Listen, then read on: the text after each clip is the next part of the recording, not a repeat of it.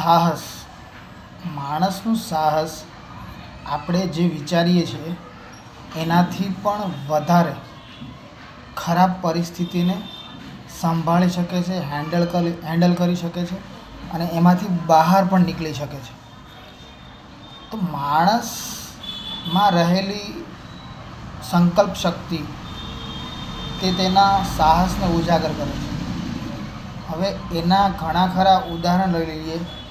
જેમ કે ગીતામાં કૃષ્ણ ભગવાને અર્જુનને સમજાવ્યો કે માણસમાં એક એવી શક્તિ છે જે સંકલ્પ શક્તિ છે, જે તેના સાહસને બહાર લાવે છે અને તેનાથી તે ખરાબમાં ખરાબ પરિસ્થિતિમાંથી પણ બહાર આવી જાય છે અને તેને તે બદલી નાખે છે.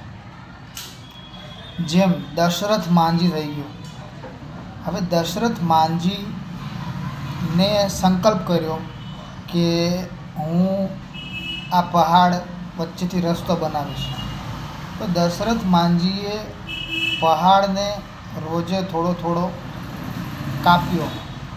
તો એક દિવસ એવો આવ્યો એના સંકલ્પ અને સાહસથી પહાડની વચ્ચે રસ્તો બની ગયો. એની જેમ અર્જુને સંકલ્પ કર્યો મહાભારત જીતવાનો, તો મહાભારત પાંડવો જીત્યા તેના સાહસથી. એની જેમ ધીરુભાઈ અંબાણીએ એક સંકલ્પ કર્યો કે કરી લેવી છે દુનિયા મુઠ્ઠીમાં,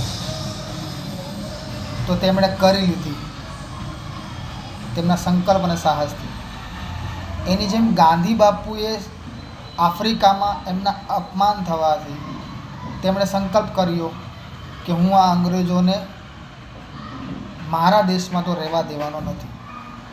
તો તેમના સંકલ્પે, તેમના સાહસે, તેમની આંદોલનકારી પ્રવૃત્તિ દ્વારા અંગ્રેજોને ભારતમાંથી ખદેડી મૂક્યા.